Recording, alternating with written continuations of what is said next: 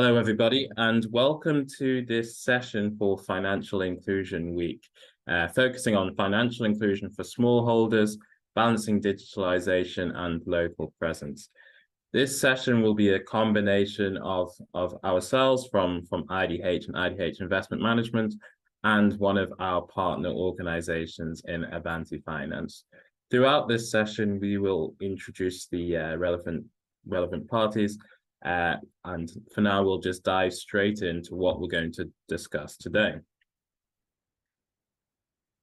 So there's two key elements of what we wanted to share in this session. Firstly, we want to share insights about the challenges and opportunities for digitalization as a facilitator for financial inclusion, particularly talking about smallholder financial inclusion. Alongside this, we want to have an honest and inspiring conversation based on real-life examples, discussing what is required on a business model trying to leverage digitalization to enhance financial inclusion for smallholders. And in particular, as in the title of this session, we're going to talk about that balance between digitalization and human interaction. Before I go further, it'd be good to introduce ourselves from the IDH side. Let me first pass it over to my colleague to introduce himself. Thank you, Kaf. My name is Miguel Tamayo. I'm the investment director at IDH Investment Management. We are the fund manager of the FarmFit Fund.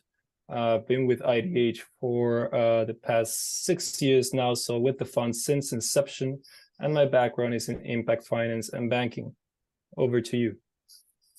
Perfect. Thanks, Miguel. And my name is Kafria Jagazzi. I'm a senior innovation manager at IDH, sitting in the FarmFit Intelligence Center, and my role focuses on coordinating learning activities and knowledge production around smallholder inclusive business models. It's taking a step backwards and looking at IDH as an organization. The goal of IDH is to really put people, planet, and progress at the heart of markets. So we take a very private sector-driven approach to advancing inclusive development. IDH convenes, co-creates, and co-finances inclusive and sustainable solutions that enable people in business, investment, and government to create value for the people and the planet. And one of these key areas that we're looking at is the area of smallholder finance, something which particularly for myself and Miguel is very central to the role that we're trying to play. From what we've been aware of from multiple research over the past few years is smallholders represent a huge yet underserved segment of the market. An estimated 500 million households, translating into 2.5 billion people, dedicate their livelihoods on smallholders, on agriculture. Smallholders produce around 30% of the world's food supply and play a key role in meeting rapidly increasing demand for more food. At the same time, what's increasingly become the case over the past few years is smallholders also lie at the intersection of a wider impact agenda, including climate, gender, youth, and employment. Despite this key role which smallholders play and can play in economic development, most smallholder farmers continue to be trapped in a cycle of poverty, often unable to access productive assets and services needed to invest in their farms. That can be whether it's for investment in land, inputs, mechanized equipment, labor, knowledge, and training. There tends to be a deficit. And one of the key reasons for this deficit is the lack of access to finance.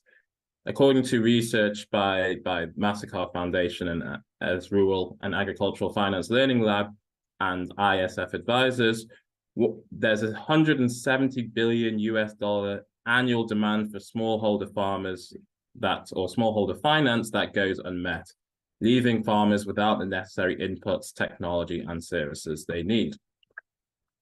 So to start to address this this challenge, this huge challenge, there's a few things that we've done at IDH together with our partners. One of those things that we did together with the MasterCard Foundational Rural and Agricultural Finance Learning Lab and Dialberg Advisors was to investigate the business model for financial service provision to smallholder farmers across a range of financial service providers in sub-Saharan Africa. Building across the work that we've also done on agribusinesses, where we've used a standardized approach to try and understand what are the key profit drivers, what are the key cost drivers. The initiative's goal was to understand what are the true economics of providing finance to rural, mostly smallholder farmer populations, in light of the fact that the overall amount of financing going to smallholder farmers is not as high as we'd like to be. So three of the most important findings from this this 4-year period of research. One, which was unsurprising, but it was also vital for us to better understand why financial service providers aren't providing finance to smallholders, is the economics of serving rural smallholder customers is particularly challenging. Once removing the impact of subsidies of all the financial service providers we analyzed, only one financial service provider was in fact profitable. And some of these barriers to profitability included subscale operations. For many of these organizations, they weren't able to reach enough smallholder farmers to kind of overcome the high fixed costs that were involved. High transaction costs was another issue, particularly where smallholder farmers aren't requesting particularly large loan sizes. The costs involved from loan application through to credit recovery was often quite excessive. And then also on the risk side, credit losses for financial service providers dealing with smallholder farmers were relatively high, particularly when you compare to the losses which the risk that they would incur lending to other sectors. So that's the first key insight.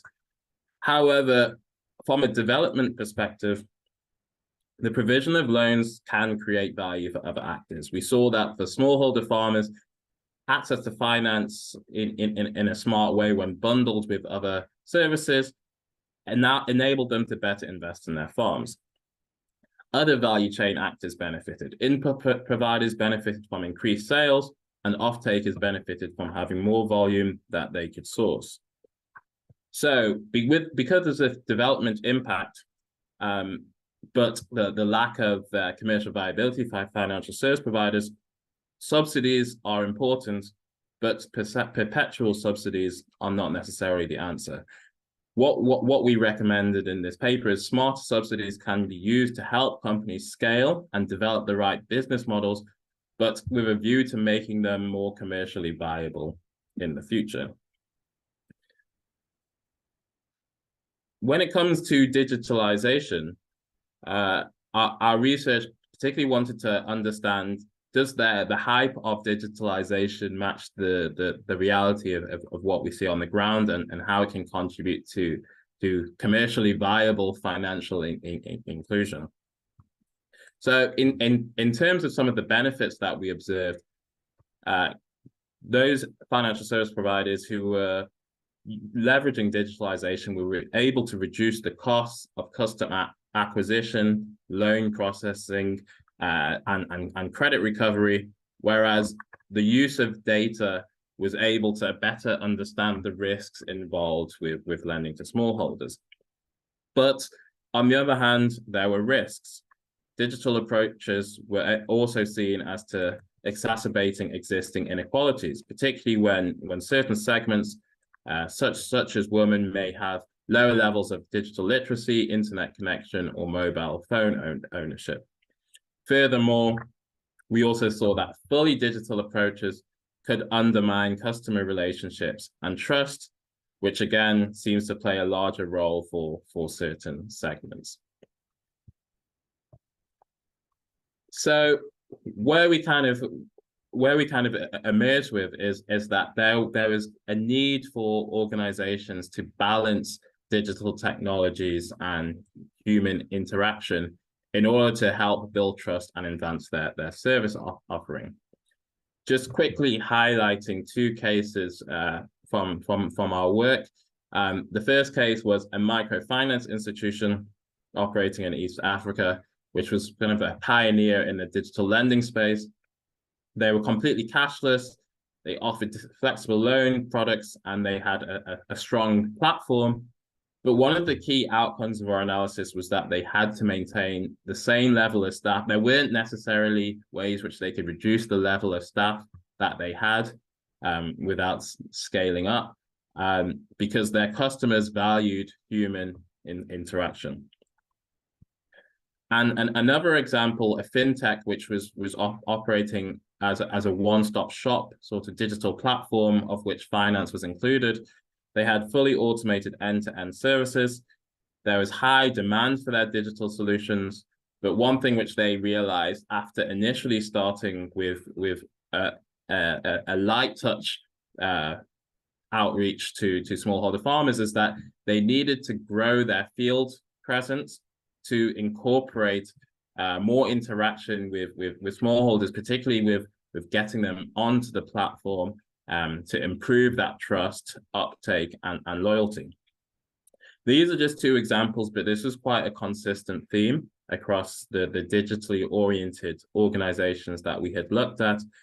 And going beyond building trust when it comes to service offering, we also saw that if it's not in terms of having that human interaction, another relevant aspect can also be having physical structures, particularly where organizations want to build that ecosystem and support, say, the offtake and the aggregation of produce.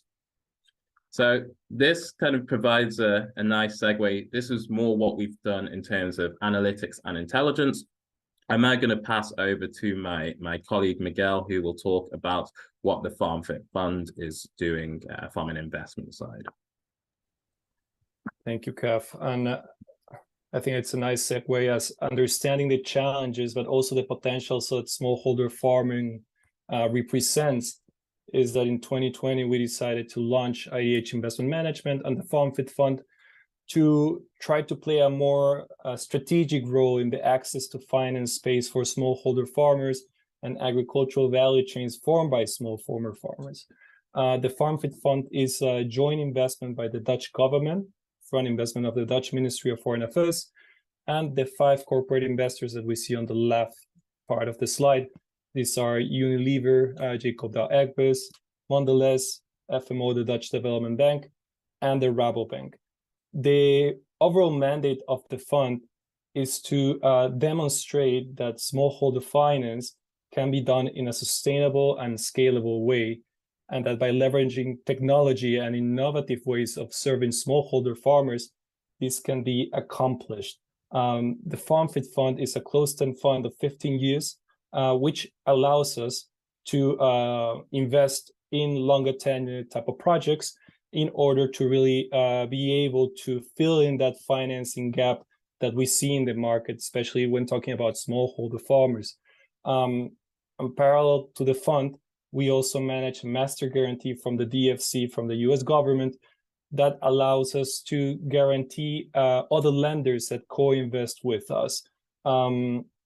This means that what we're trying to do, conceptually speaking, is that we're trying to test different ways of de-risking smallholder farmer-related transactions, so we can really identify what are the real costs, the real risks of serving smallholder farmers, and through the use of blended finance and de-risking instruments, we can catalyze and mobilize more financing into the agricultural space with a specific focus on smallholder farmers.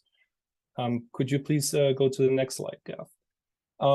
The fund invests in 3 different pillars. The first one on the left is agribusiness-driven business models, which means different type of businesses that work in the agricultural value chains. These are either providing services or products to smallholder farmers. The second one is with the financial sector. This is either co-investing or investing through financial institutions that have the capacity and the reach to build smallholder farmer-related portfolios. And the third one on the right, and very relevant to the discussion, is innovation. We see innovation as a space where better products and services can be offered to smallholder farmers. This can be more agtech related or fintech related or a combination of both, where we can actually take an equity stake, become partners of these organizations that are developing interesting, innovative solutions that can help to bring the costs and accessibility of products and service to smallholder farmers. Could we go to the next, please? In general, the smallholder, the FarmFit Fund has quite a broad set of tools to use for investing in this type of transactions. We can invest both debt and equity and mezzanine type of finance. We specialize in providing long-term finance and taking higher risk than other partners which we co-invest with. In the transactions in which we participate, we can take up to 30% of the total ticket size, taking higher risk, so we can mobilize other partners to co-invest with us. In terms of sectors, we have a strong preference for cocoa, coffee, and sustainable oil palm, but also the flexibility to invest in other food crops and staples. Our ticket sizes are in the range of the 2 to 8 million, and we have a very strong focus in all of our investments, for which we need to demonstrate that smallholder farmers are benefiting either directly or indirectly from the investments that we make. So I'm going to stop there. This is just a high-level view of what we do. And I would like to introduce our guest for today. His name is Rahul Gupta. Thank you, Rahul, for coming today and making time to talk to us. Welcome. And please, I would like to give first some room for you to introduce yourself and also tell us more about Avanti. What is it about and what are you doing? Thank you, Miguel. It's a pleasure to be here and appreciate the invite. Great. Maybe, Rahul, we can start with a brief introduction of yourself and with you telling us about Avanti and the business model and what is the purpose of Avanti in general. So my name is Rahul Gupta. I grew up in a small town in India, up in the hills called Shimla. I'm one of the few people you'll meet who's from India and who has ice skated. I did that when I was very young. My career spanned across multiple countries. I have worked with large multinational companies such as Xerox in India and then American Express. And then about 20 years with General Electric Corporation. Most of that was with G Capital in India, Singapore, Hong Kong, back in Singapore, and with exposure to different businesses and products across the globe. In my last role with GE, I was head of business development and strategy for the complete suite of GE products, industrial as well as financial, for the ASEAN region, which is 10 countries. I was based out of Singapore. And I relocated back to India 5 years back with Avanti when I was introduced to the two luminary founders of Avanti, Mr. Ratan Tata and Mr. Nandan Nilekani, who spoke about their vision of creating a financial inclusion platform for India, why they wanted to do that in order to sort of usher in the next generation of financial inclusion in India, do it through a very different model. And I was very, very impressed by their passion for doing this, their vision as to how they were thinking through this. And that drew me back to my home country, India. It'll be 5 years in the role, pretty much from the start of the company in a few weeks from now. And it's been hell of a ride so far. Thank you, Rahul. And could you tell us how does Avanti aims to achieve financial inclusion for people? What's the value proposition and how you're doing this? How do you operate? So Miguel, if you really look at it, the problem that we're trying to solve is not unique. So the problem that we're trying to solve is that despite a lot of good work done in financial inclusion, spearheaded by government initiatives, different financial institutions, the microfinance institutions over the last decade and a half, there are still 100 million households or so which are still excluded from the formal financial system. Now, this is a problem which is well articulated in the country, and but the approach that Avanti is taking is very different. So our approach is to create a platform where multiple actors of the ecosystem on the demand side, on the co-creation of product side, on the aggregation of capital side, on the community side, can come together to solve this as opposed to proprietary approaches of the past, which have had their limits in terms of scalability. So our vision was create a platform which is highly scalable and at steady state reaches population scale and is digital driven to reduce friction and costs, which ultimately benefit our target group, a large part of which is smallholder farmers directly. So we've got a very unique paperless, presenceless, cashless digital delivery model catering to the base of the pyramid. Our goal is that every Avanti loan should be an impact story. It should really embellish people's livelihoods and incomes. It should be a pathway towards sustainable livelihoods, prevent people from falling back in the vicious circle of poverty. And, across a couple of loan cycles, you actually begin to see that people's lives have tangibly improved. You mentioned that a big part of the platform is presence-less, paperless, and I think this is very relevant to this discussion related to the balance between a digital solution and local presence. How do you see this working on Avanti's business model? How physically present you are versus digital, and what do you see the trend moving forward? Sure. So I think I'll take a step back and really at the onset, state a few things that are very important to cater to. And these are the elements of access to formal financial programs, small ticket loans as we do, livelihood generated in our case. The element of trust for the borrowers, because they are not yet very sophisticated in their digital journeys, as well as resolving for friction. So there's no point providing access if it is not frictionless. So these are the things that led to us conceptualizing the business model that we have done. So it's largely digital driven, but in an assisted mode. So the customer onboarding journey is purely digital, but it is done via our partners who have very good reputation, and the end borrowers trust them for them to be onboarded via them.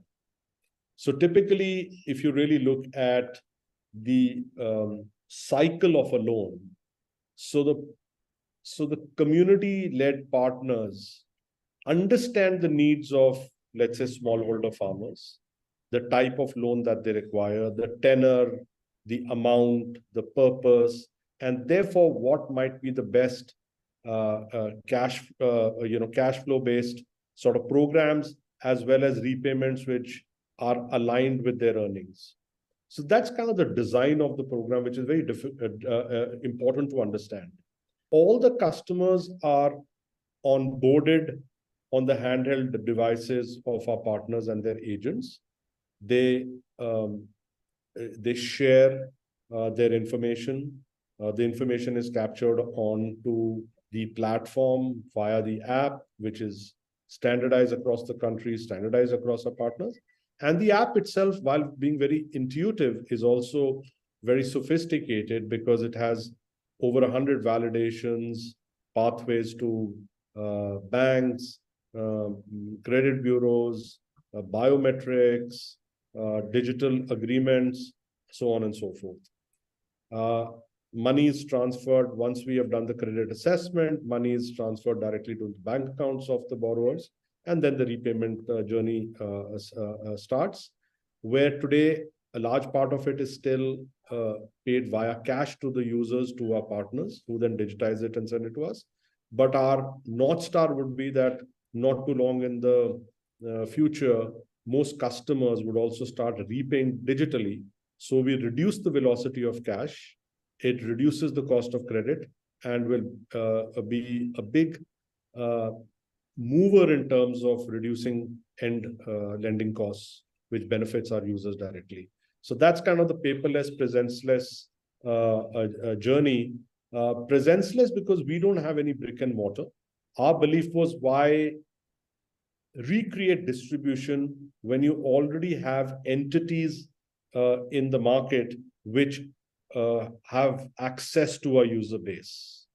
And these are what we call partners, which today in a very large country like India, the 70 partners or so that we have, through them we are in 24 states, about 300 districts, which is about 40% of India's districts.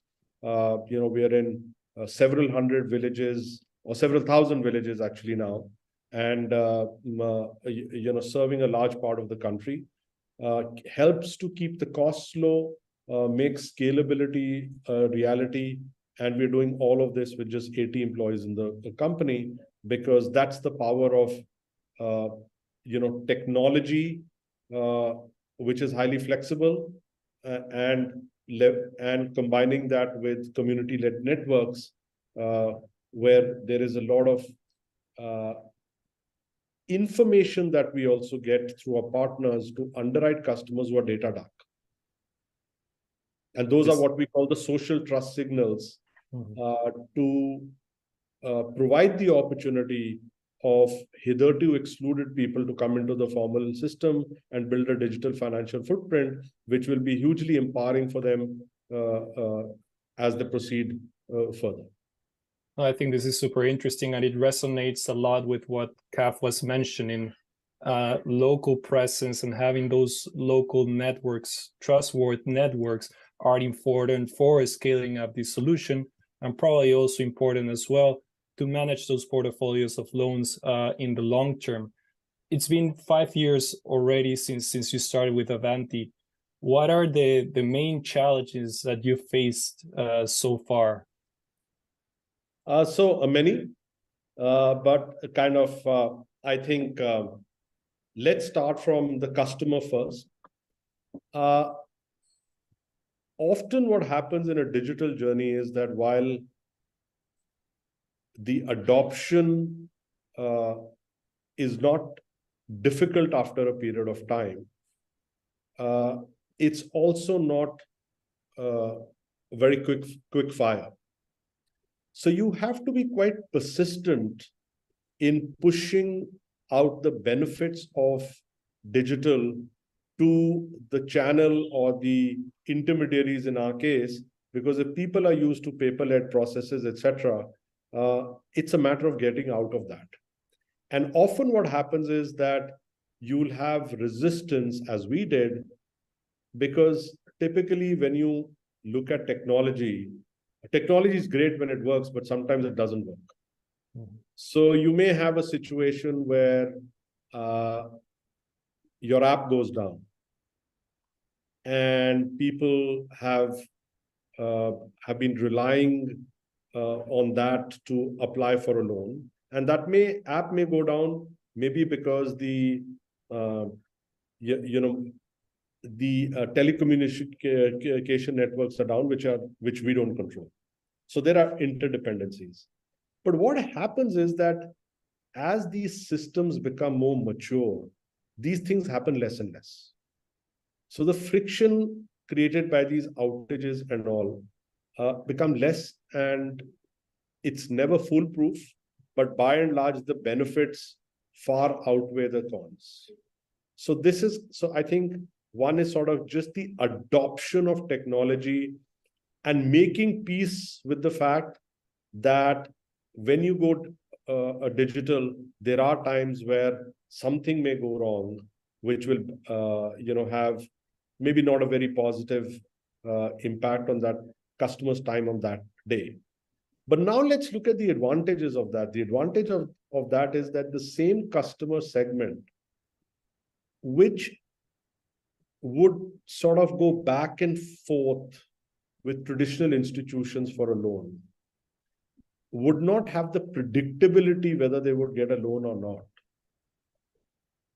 Or if they were getting one, they get it on the kind of terms that is acceptable to them? What might be those terms? How long will it take?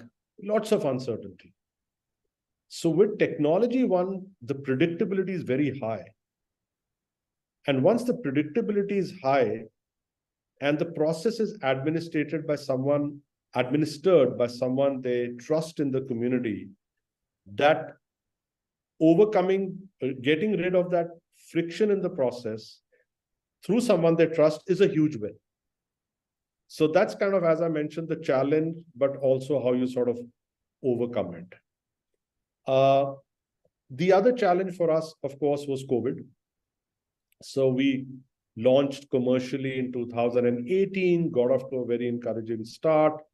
And then COVID happened, which put a lot of things on the back burner, including our fundraise, which was very important for us to scale up.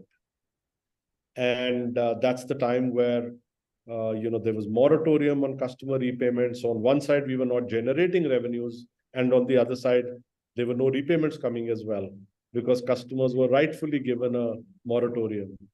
Now that's the time where, fortunately, our co-founders, our board was very supportive in recapitalizing us, because the belief was that we will come out of this stronger.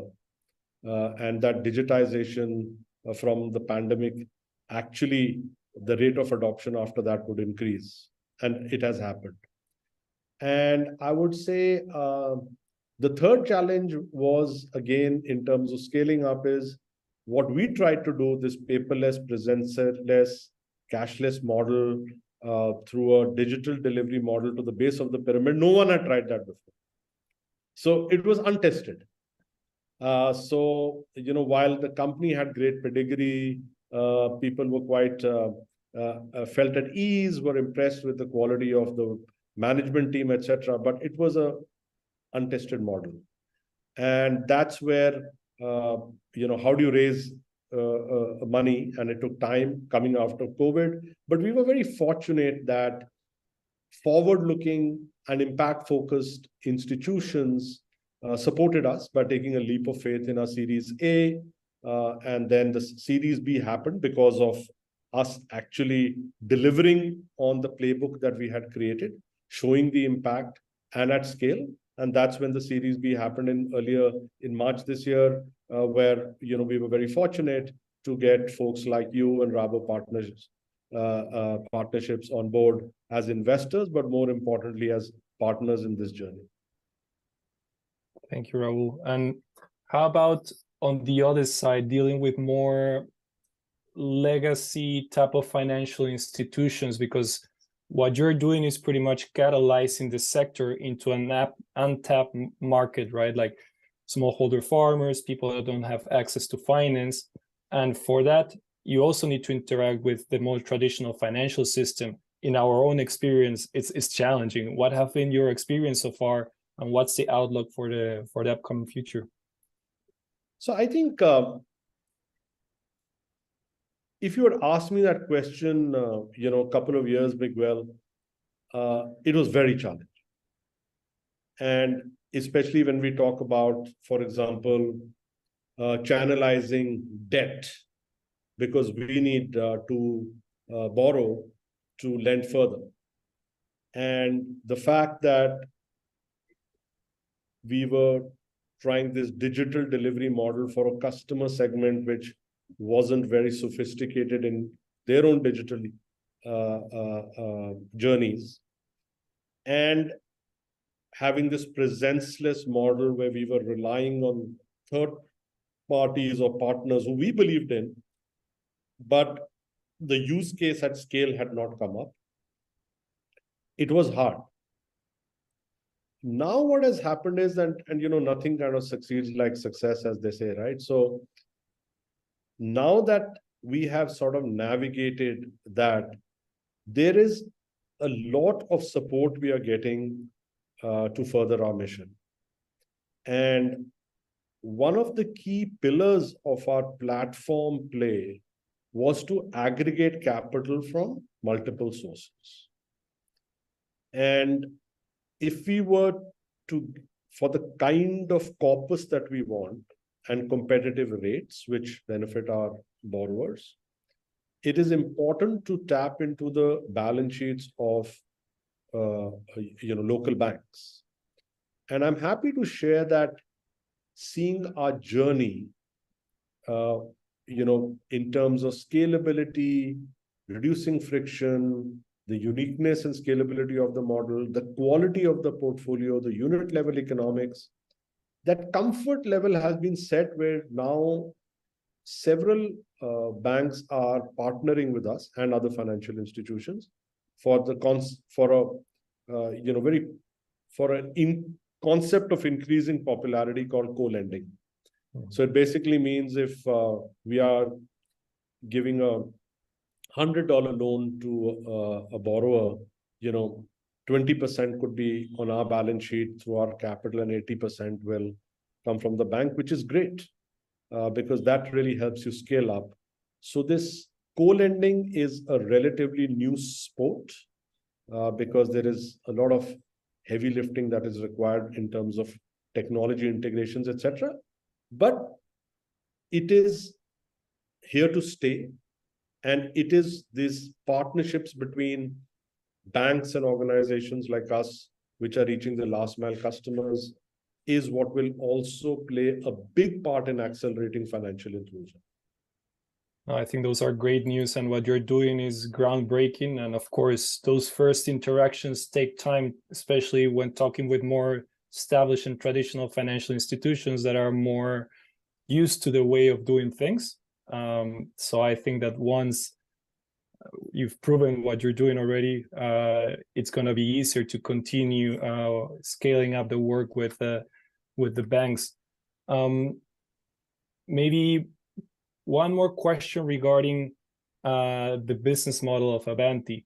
Do you think that human interaction and local presence will continue to remain an important or crucial ingredient of Avanti and its success in the future? Or do you see that as Avanti gains popularity, is more renowned in the market, that will decrease? So I think it's going to remain, but it'll be an omni-channel play. So sitting in a Bangalore, we are never going to know the exact needs across the country of a community of borrowers or smallholder farmers. There is seasonality, asset prices differ, cash flow timings may change. So how do you build these hyper-local products? So the inputs of this come to us through these partners that we have.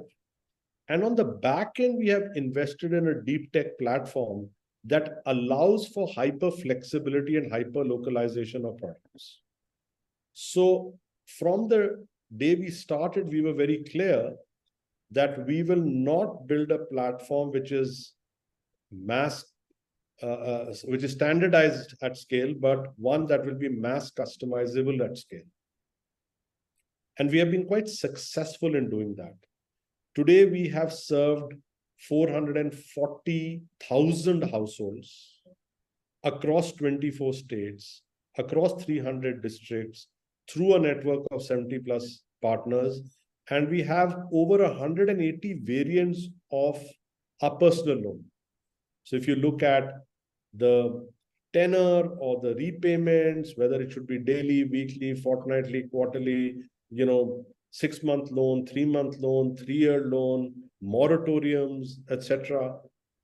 All that is built into a platform, which is a huge differentiator that we have created. Thank you, Rahul. We are just on time. So I would like to, again, thank you for taking the time to share your story, Avanti story with us. Thanks on behalf of the IDH team, Rosalie and Kaf, for organizing this session. And also thanks to our viewers that are joining us today for this session. So, yep, appreciate your time and your availability to share your story with us. Thank you, and it's been a pleasure. Have a good day. Thanks.